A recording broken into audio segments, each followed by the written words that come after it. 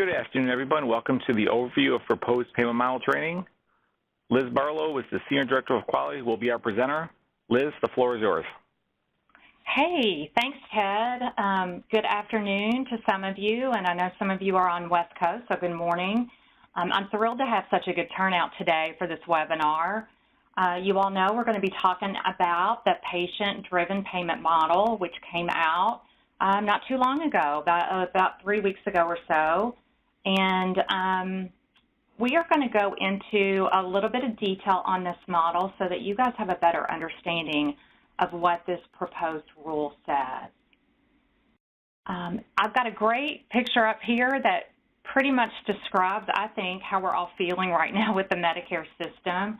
You know, it's a very complex system to begin with, but certainly we feel like we're in a maze sometimes, and I certainly feel like that's what's going on now with all of the new regulations that have come out with the mega rule and now this new proposed rule that we're just in a maze and just trying to get through it.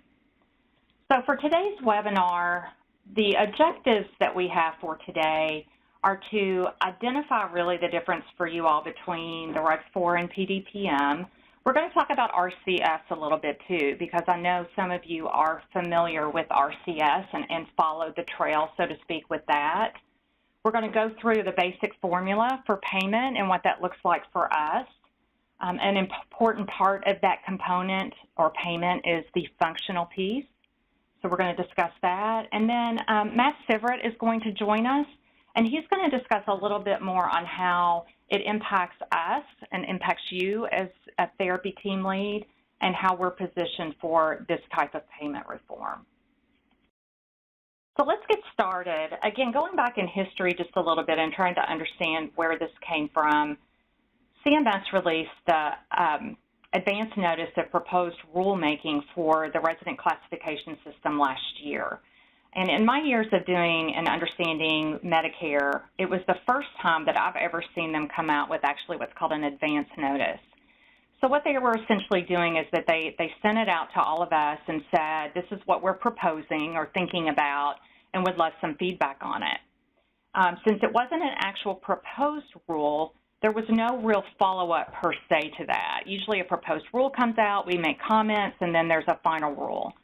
This wasn't even a proposed rule. This was more of a touching base, get some feelers out, give us some feedback on what you guys think about this. And so we, Kindred, along with a lot of other providers, evaluated that and provided feedback back to CMS. You know, I'm pleased that, and I think most providers in long-term care are pleased that they actually listened to us and had a lot of technical expert panels and Q&As with some of our professional organizations to get feedback. So John Kane, who is part of CMS, on Open Door Forum, I believe it was in February-ish, made the announcement that he had been asked a lot about when RCS was coming out and that he wasn't sure. And everyone at that point kind of dropped it, thinking, well, okay, it's probably not going to come out this fall. But what we were surprised at is that they renamed it, so to speak, in a new format in the proposed rule in April. And again, it's called the Patient-Driven Payment Model. We're going to call it PDPM. So this proposed rule was released. The thing that I'm going to continue to reiterate as we go through this is that it's still a proposed rule at this point.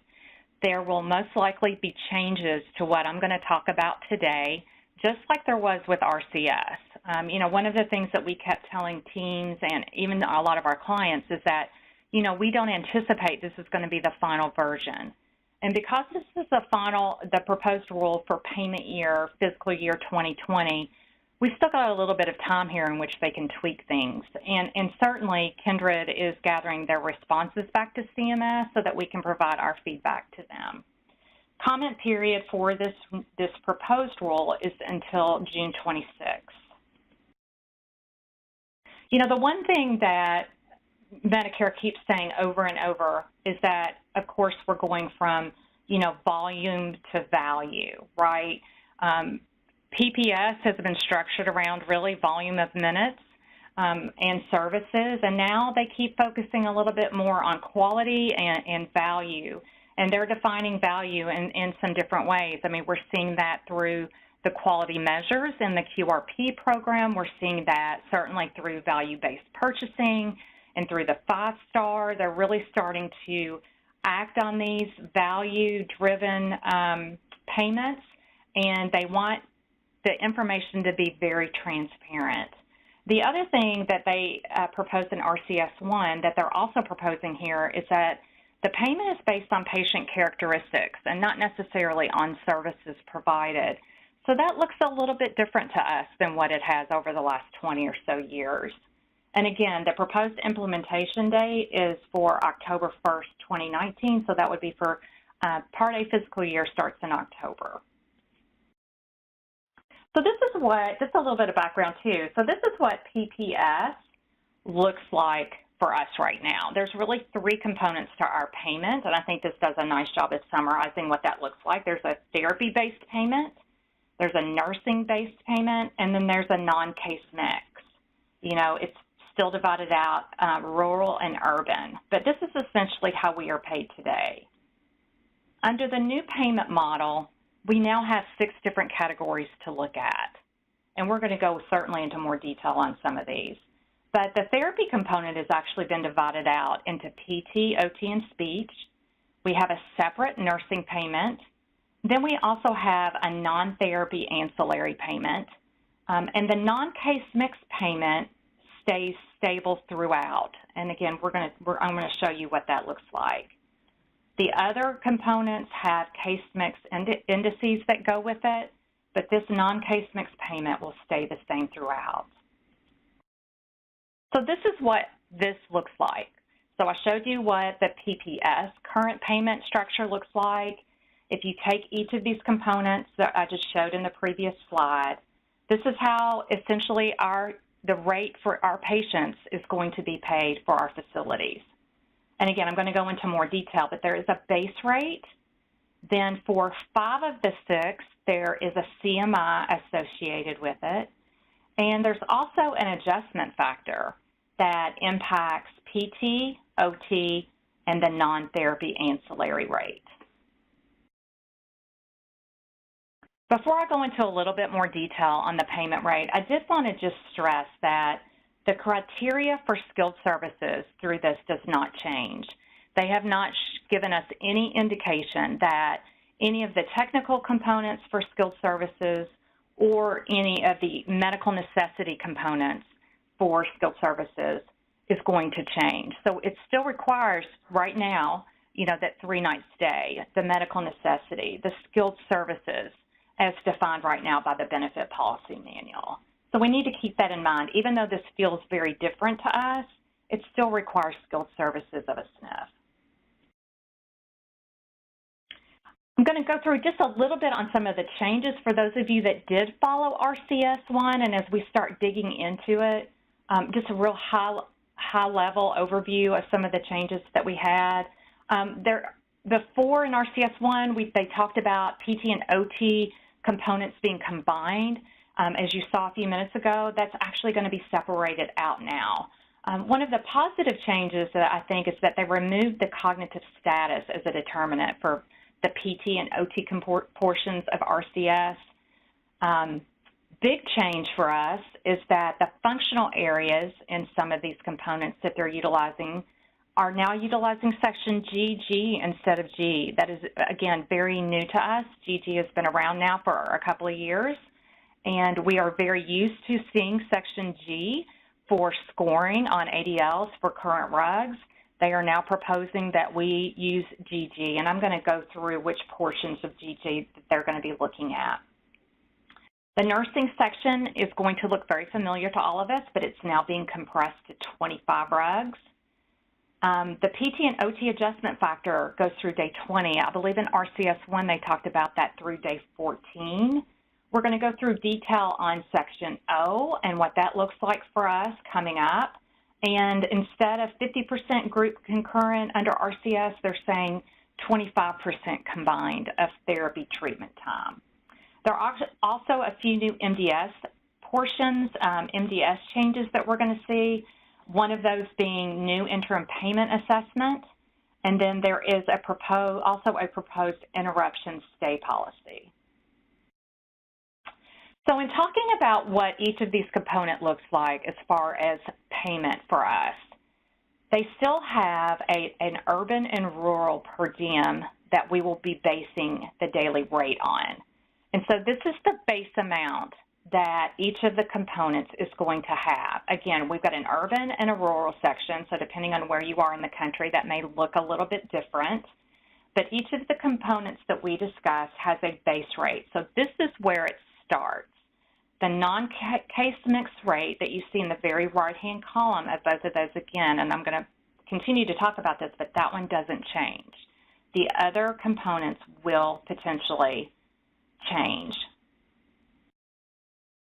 In each of those components as well, these are the determinants of payment for each section. So for PT and OT, the determinants are actually the same.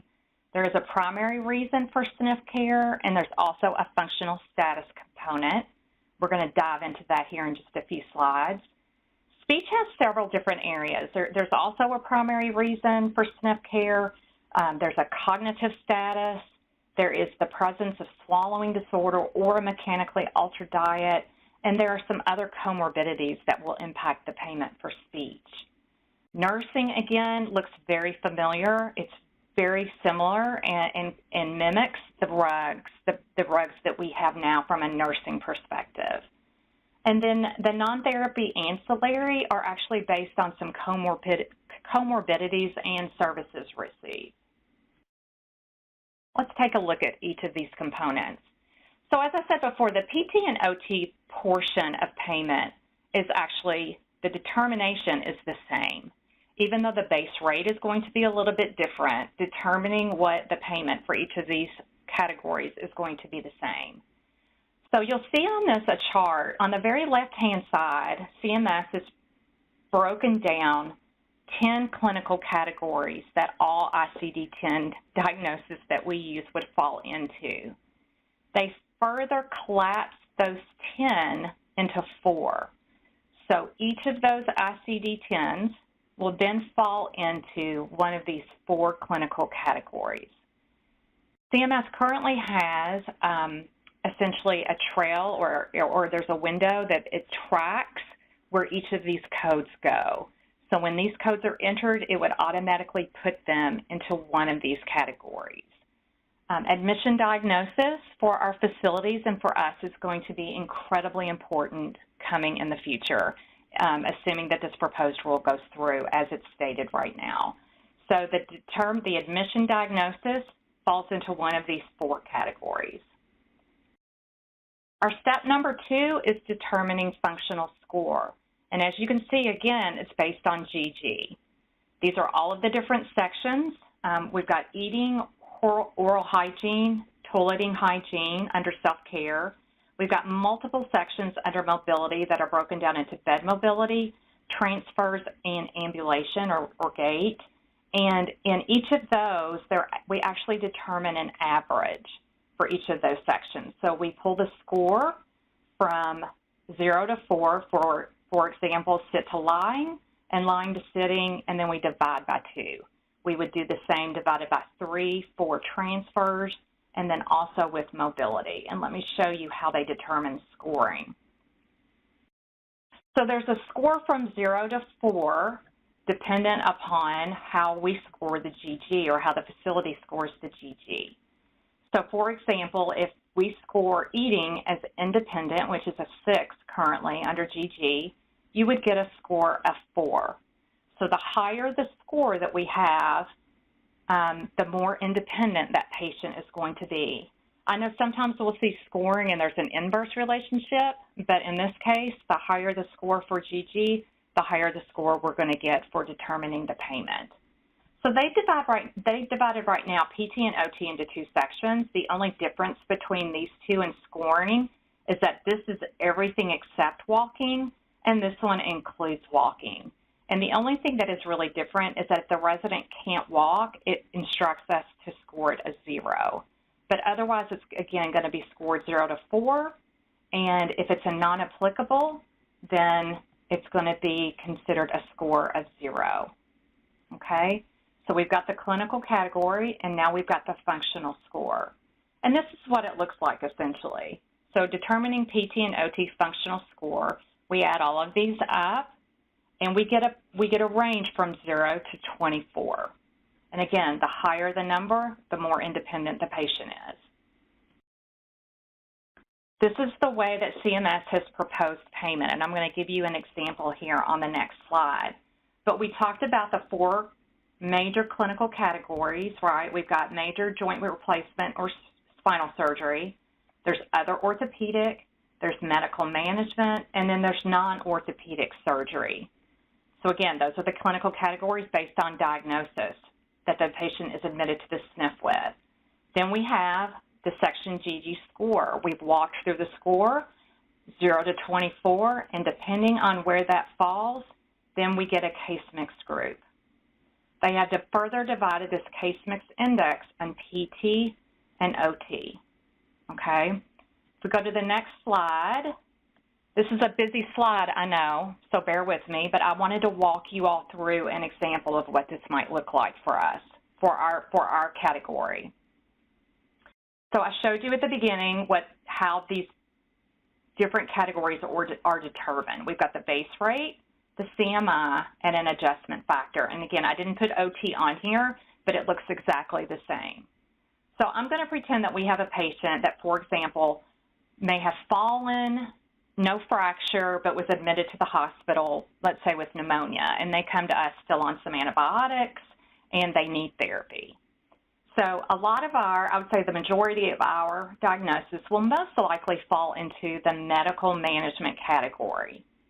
And let's pretend that we've got a functional score of 15. In that chart that I showed you on the previous slide, we've got the clinical category, we've got a functional score, and then we have the case mix. So in this case, it's a TK, and we take our base rate and we multiply it times that CMI. So in this example, we've got, I used a rural building. The base rate is $67.63. We multiply it times the 1.52 that we got over here from the CMI, and that's your daily rate. We do the same thing for OT. Again, those are determined the same way. The only difference is that the OT base rate is a little bit less than the PT. So we've got a CMI from above, this above graph, of a 1.54. That's the OT column, and we multiply it. So those are the daily rates. I'm going to go to the next one. We've got a daily rate for PT now in OT that we're going to add to all of our other components to determine the full daily rate for our patient. But with PT and OT specifically, there is also an adjustment factor.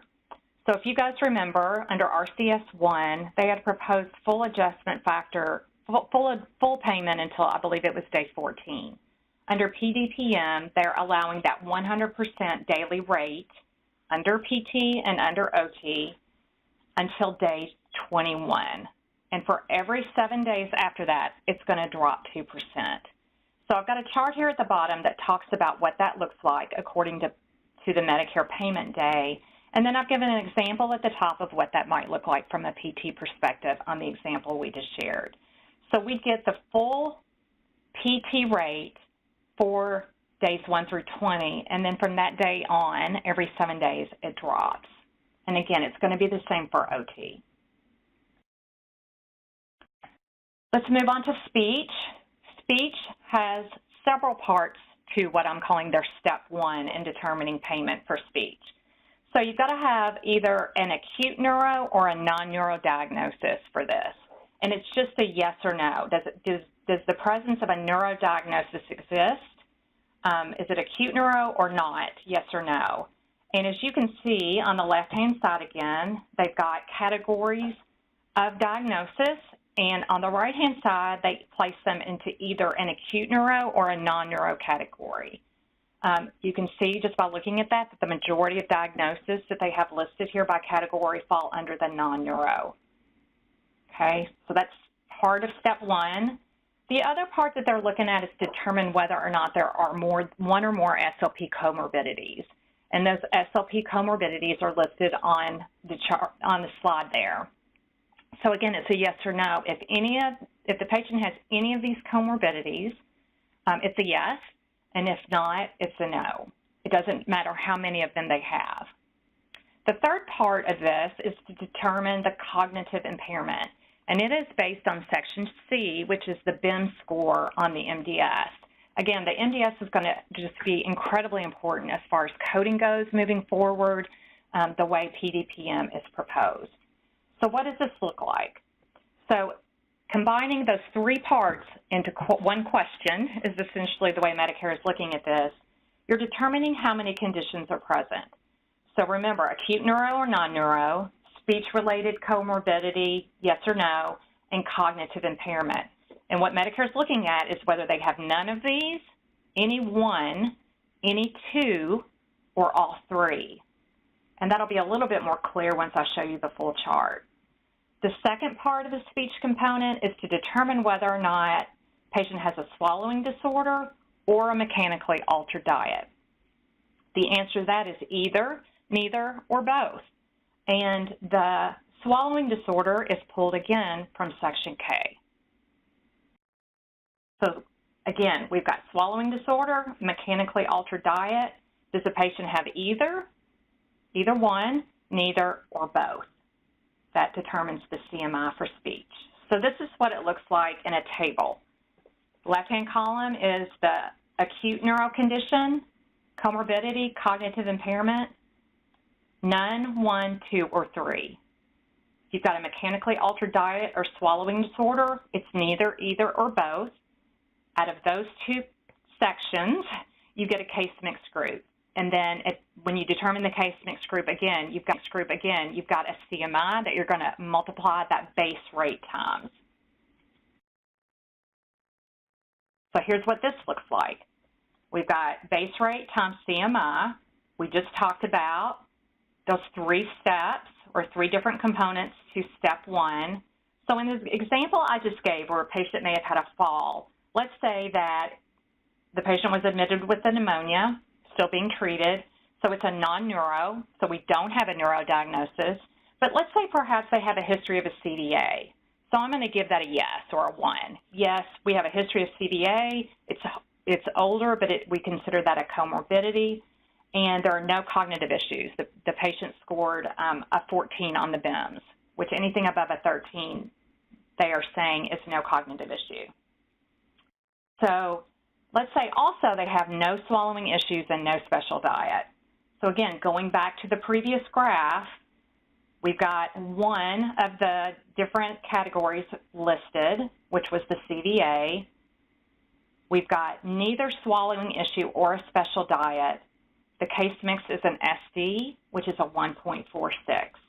At the bottom, we've got the base rate of 2790, and we multiply it times the 1.46. And that's how we determine the daily rate for speech. The one thing I will say is that there is not an adjustment factor for speech, so that rate will stay the same throughout the patient's stay. Okay, let's go on to nursing. Nursing is going to look very similar because it is RUG-4 based. What I will say, though, is that they have condensed and combined some of the RUGs. So that may be a little bit different. But in looking at the different RUGs, you know, the primary areas that they're looking at are the clinical conditions of stay, functional scores, which we're going to go into. It's a little bit different than PT, but in OT, but very similar. Whether or not the patient has extensive services, just like it counts now, higher CMI certainly if they have any type of isolation, you know, vendor trach use or antibiotics, IVs. Depression will also be a factor, as will restorative. So again, this is what this looks like now. We've got extensive services, special care high and low, clinically complex, behavioral symptoms of cognitive performance, and reduced physical function. So here's the functional score for nursing. Again, it looks very similar to what we did on the PT and OT scoring. We've got eating, toileting toileting hygiene, we have transfers, and we've got bed mobility. The one component, another one of the components that isn't in here is the gait or ambulation, which they included in PT and OT. So again, scoring is going to be the same. So this is what it looks like as well. And I wanted to put up a slide that just showed you all the difference between the proposed nursing GG and the PT and OT proposed GG. So again, it looks a little bit different. Oral hygiene has been removed off of nursing, as has mobility. The one thing that I will say too, though, is that in this proposed rule, they have not discussed any type of different definition than what we have now with GG, meaning, you know, they're looking now at the terminology or the definition of what usual performance is, and they did not mention any of that as far as any type of change in the proposed rule. That's not to say it won't come, but as of right now, we're under the assumption that the definition is the same as far as usual performance goes. So very similar to PT and OT, you add up the scores, except instead of up to a 24 score for the more independent, you've got a total potentially of 16. Okay, so the higher the score, remember, the more independent. I did want to briefly talk about, you know, just some of the key drivers for nursing. You know, we talked about that these are rugs-based, but I also want to discuss just how important nursing and nursing documentation is going to be moving forward, assuming this proposed rule goes as, you know, as planned right now. You know, I always say that a side effect of PPS is that patients are either skilled for nursing or therapy. And if they're skilled for therapy, people have kind of pushed it aside. We focus in on therapy documentation. Nursing may or may not do a decent job of documenting, you know, in a facility based on what's going on with the patient. But moving forward, because the nursing component is as important as any of the other components as far as payment goes and capturing what these scores look like, nursing documentation is going to be vital, and capturing it on the MDS is also going to be vital. So I just wanted to highlight some of the key areas on the MDS that are nursing drivers. And really, I've got section I on there. I talked about the importance of it also with PT, OT, and speech. Also incredibly important in driving the rate for nursing. And section I is the diagnosis section, just so you all are aware. So making sure that those diagnosis codes are accurately captured on the MDS is going to be vital. At this point in time, may not be so important, right? Again, we're skilling someone maybe for therapy. We have always stressed the importance of diagnosis coding, but maybe facilities haven't put a lot of attention and focus in on that. From starting next year, again, PDPM, it's going to be incredibly important. Section GG we've talked about throughout. Certainly the scoring on that is going to have an impact. Section C, again, is BIMS. So the outcome on BIM scoring is going to have an impact, particularly on speech. Section D is depression, which impacts special care high and low. A little bit more money if the facility codes a patient under Section D with the depression symptoms. It also impacts clinically complex. And then we know the importance of restorative program, but again, if a facility is able to capture restorative, a little bit more on the CMI end for nursing. So this isn't all-inclusive, certainly, but again, I wanted to just do a snippet. You can see on the left-hand side that there are some combinations of RUGs. What we have currently is some RUG scores, and then you can see in the column there's clinical conditions, and that's really a summary. There's much more information really that can be scored in that area. Depression, yes or no, and then you've got the section GG function-based score as well. So again, it's going to be based on clinical conditions, whether they've got depression symptoms. It may be based on restorative nursing and the functional section. And then on the very right-hand side, again, you've got your case mix index for the day or for the stay. We take the base rate, we multiply it times that nursing CMI. The next category, so we've talked about PT, OT, speech, nursing. Here's the last case mix category for PDPM, and that is a non-therapy ancillary.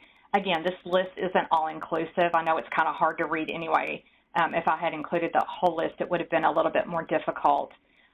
I am going to give you guys some great handouts too, which I'll get to in a minute, that has all of these charts, a lot of these charts in it that you can look at. But you can tell, so non-therapy ancillary is actually scored by points. Again, the source for all of these is based on the MDS. Coding is going to be incredibly important, again, here in this section. So this is based on extensive services. It also may be based on some diagnosis. So it is a variety of different conditions that are on this list. But if these areas are scored, you can see to the very right that there are points associated with it. The more points that are coded on the MDS in these areas that are listed, the higher the CMI. So here's what that looks like. If you have a patient that had multiple areas checked off in that chart I just showed, anything above a 12 is going to give you your highest case mix index of a 3.25. And then the rest of them fall, as you can see, tapers down from there. So again, we've got a base rate that goes into our daily rate times the CMI, which we just determined based on the MDS and what conditions the patient may or may not have, and you get a rate for that. Okay. This category also has an adjustment factor to it. So PT-OT have an adjustment factor, and the non-therapy ancillary have an adjustment factor. You've got a rate that's associated, the base rate times the CMI. Days 1 through 3, you get 3 times that amount. Because in doing their studies, one of the things that CMS said that when a patient is admitted up front is when the patient has the most intense resources, which makes sense to all of us, right? That's when equipment's being ordered, we're getting the patient settled, patient needs a lot of attention and focus. So you get that adjustment factor of 3 times the amount on days 1 through 3. On days 4 through 100, you get the regular amount. Okay, so base rate times CMI, days 1 through 3, we get 3 times that. And then it drops back down to just the normal, as I call it, normal daily rate. So that can have a pretty big impact as well, based on how many, those 3 days can actually accumulate quite a bit of money for the facility based on what's going on with that patient. Okay, so this is what this all looks like. On the right-hand side was the graph I showed you at the beginning. So now that we talked about each of the components, we take each of those rates. PT, OT, speech, nursing, non-therapy, ancillary. And remember, those are all case mix rates. We all have a CMI associated with those that we talked about. There is a non-case mix payment rate that doesn't change. We add all of those together based on the 5-day assessment, and that is what the patient is going to receive for their stay in the facility. So there's no 5-day and 14-day, which makes it very interesting. And again, it's very different than what we're used to. That 5-day MDS coding is going to be vital. And as we come in and start looking at our patients, communication, discussion, discharge planning, all of those things need to come together up front and really determining what the needs are for this patient, the discharge plans for this patient, and the transitions of care, right? So we will know up front, though, the facilities will know what that daily rate is based on that 5-day assessment. And again, the only thing that's really going to change with that, potentially, are those adjustment factors that we talked about based on the length of stay of the patient.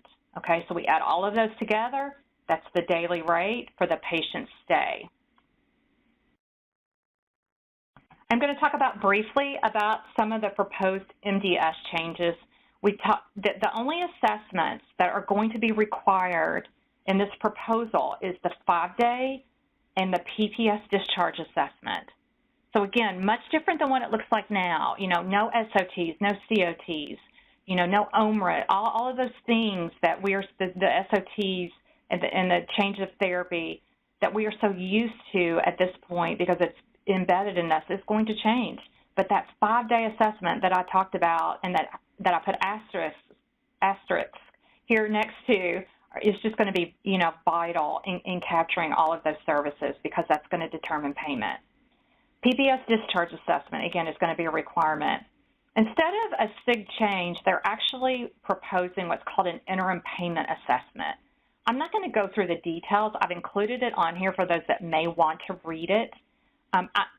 We even at Kindred are starting to talk amongst ourselves as to what really this looks like, but just know that instead of a SIG change, it's going to be called an IPA, and that does allow a facility, if the criteria are met, to submit another assessment if there are a lot of significant changes going on with that patient. So that potentially could change the rate, but otherwise, again, 5-day assessment is going to set the rate for these patients. What I do love is that they have finally, after 20 years, removed grace days. So there will now be an ARD window versus a 5-day assessment plus 3 grace days. So I do appreciate that. I think that should have been removed a long time ago. The other thing that's going to be important, we talked about the limits for group and concurrent, and again, I think there is still a lot of discussion about this and what it could potentially look like, and Matt Sibbert's going to join me here in just a minute and talk about that. But they will be continuing to monitor group and concurrent, and if the facility submits an MDS and there is a facility is out of compliance, let's say for whatever reason they hit 30% group and concurrent, they're going to get a non-fatal warning. So when an MDS is submitted, there are warnings sometimes that come out. This is called a non-fatal warning, meaning it's a big error message to the building. But certainly it makes us all think, because I put it in quotes from the Federal Register, that they are going to be looking at that and making sure that the group and concurrent limits do not exceed what they have proposed or what they have given us. One other change is that they are proposing what's called an interrupted stay policy. They're saying that if a patient leaves the facility for any reason, it can be home, it can be hospital, and the patient returns by 12 midnight on the 3rd day, there's a no interruption policy. That means that they can come in, we don't have to redo an MDS, they're going to pick up right where they left off. If the patient is readmitted on the 4th day or after, then the patient needs to be treated as a new admission. So a little bit more cut and dry, perhaps, than what we've had in the past. But again, patient leaves for any reason, goes out, discharged home, for example, and needs to come back. If they do so by midnight of the 3rd day, we can pick up right where we left off without having to redo an admission, new MDS, et cetera. I'm going to talk quickly so that Matt can carry over on the importance of therapy still.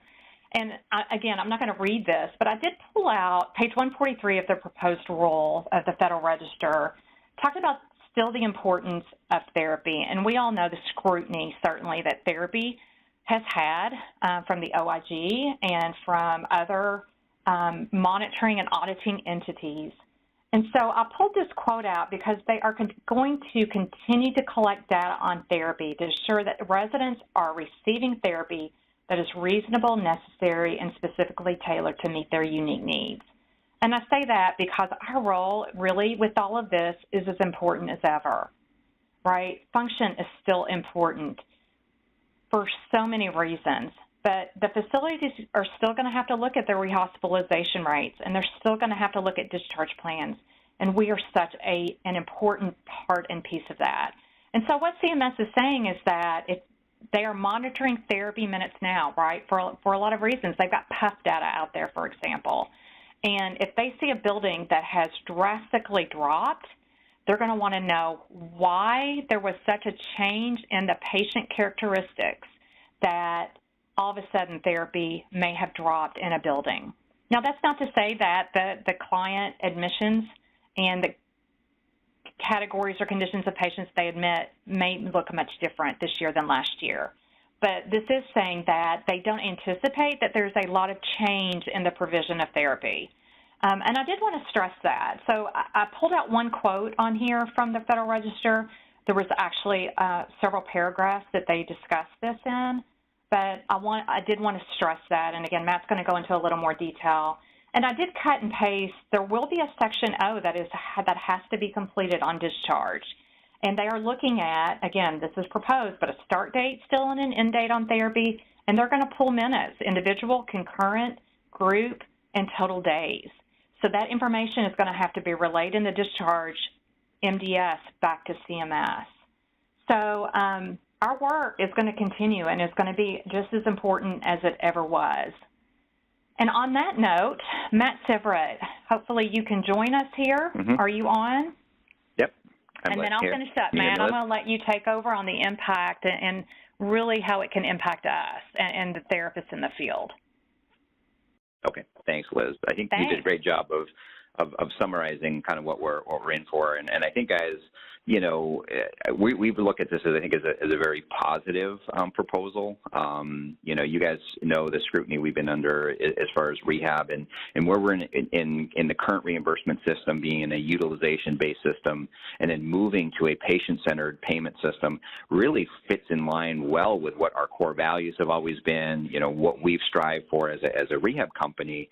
I think this aligns the reimbursement much better, you know, as we begin to move our industry in that direction. So, you know, to not have a patient refer to as a, you know, this many minutes, or this is all about the minutes. You know, this really brings us back to what are these patients' needs, and are we providing the appropriate services that, you know, that are necessary. So as we look at that impact of therapy, you know, we're going to be responding to the proposal, you know, with our comments. And I think, you know, for the most part, we really want to, you know, recognize CMS for taking feedback and listening, even from the RCS1 initial proposal.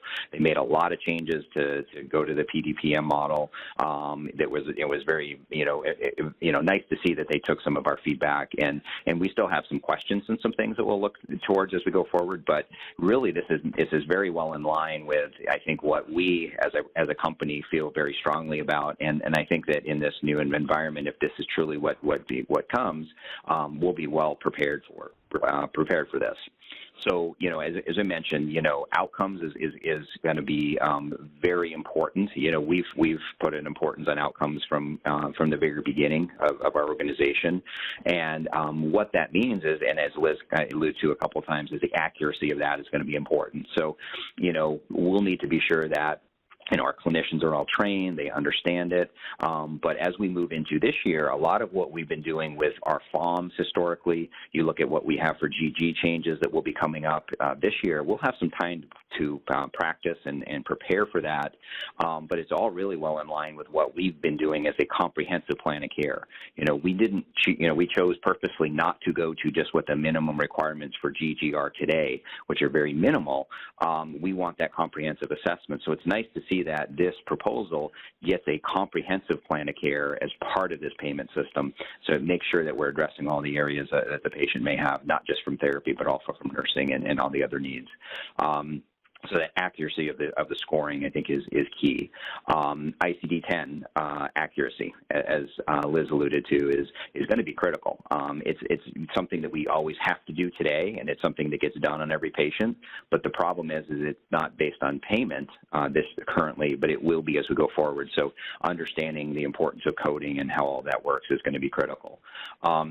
You know, what's also nice about this is that it gives the clinical flexibility, you know, of group and concurrent.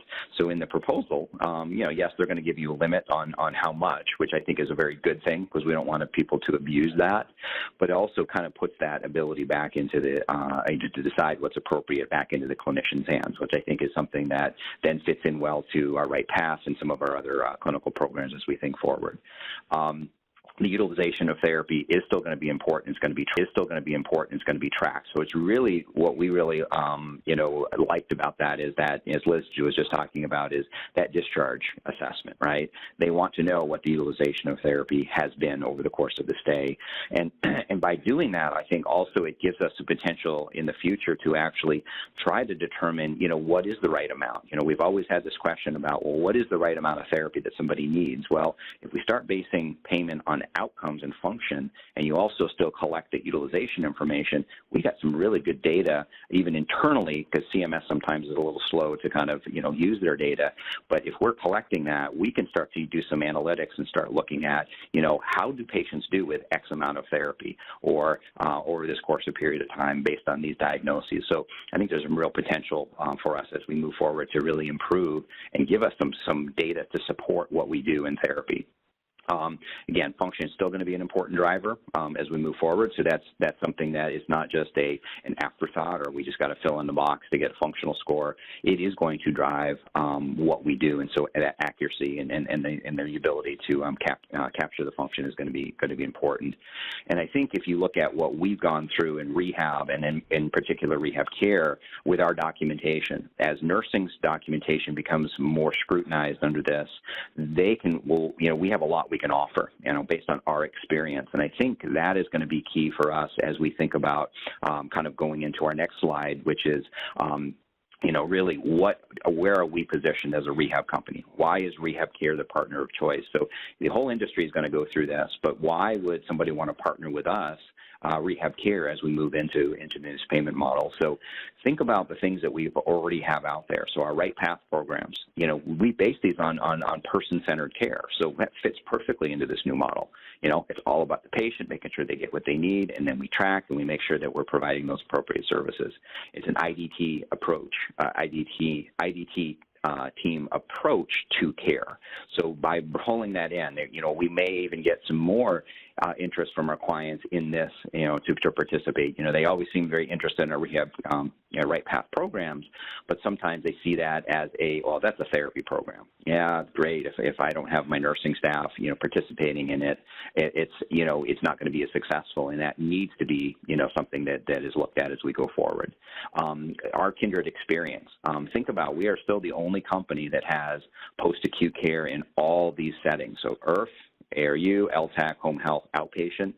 So for us to be able to see how this works across that entire post-acute setting is really going to be critical, and people will be able to kind of look to us to be that expert in how does this work in this whole post-acute environment, and then through those transitions of care through all of those settings, through that course of post-acute. Coding expertise.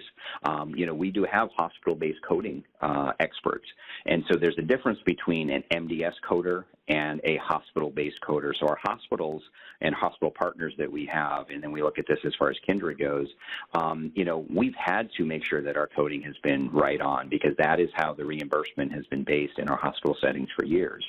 So for us to be able to pull our hospital-based coding experts in and be a resource for us in this new environment is going to really be critical and a real advantage for us as we move forward.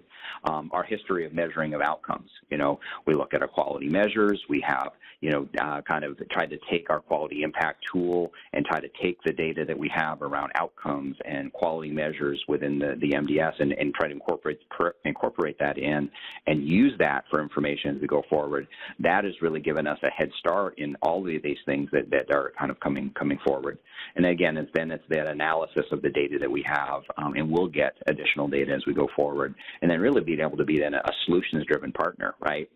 We're not being reactive to this, because if you think about all these things that are coming and that appear to be in line, everything in our strategy really seems to line up very nicely in this as we move forward, and we'll be able to be a solutions-driven partner by being able to react and to respond to things that might come up, because again, if everything's based on the patient or that person, we're going to be in a great place as this reimbursement system comes along. So I think, again, we see very positive around this, guys, knowing, guys, this is still not final, and it's still 18 months off before this actually happens. So we don't change anything we're doing, because we're already pretty much doing this today, guys. We don't want to change what we're doing.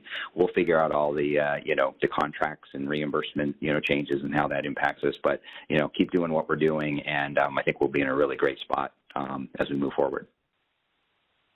So Liz, anything else? No, that's great. Great information, and we've got lots more to come, lots of time to talk about it, certainly. But again, as Matt said, I mean, I think we're really well positioned for this type of change with the history of the company and the expertise that we have, you know, within rehab care. I think is tremendous. So, you know, just gonna close quickly. I am going to send out to you guys a handout that the recording won't be ready for a few days, certainly.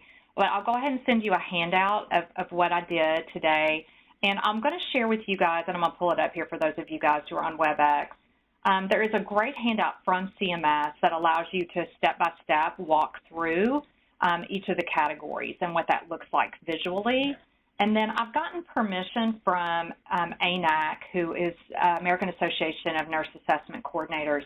They also did a really nice visual, and I got permission to share this with us and also our clients. So I will send that out as an attachment. I know we've given you guys a lot of information today. I mean, we're available, certainly, you know, when you guys, or if you have questions. But take a look at it. It's a lot to absorb. I had to read through it quite a few times to understand it myself. But I'm hoping with these references that you guys from today, you know, certainly have a nice feel for what this is proposing. And we will be here to update you, you know, when the final rule comes out. I hope this has been helpful to you guys, and have a great rest of your day.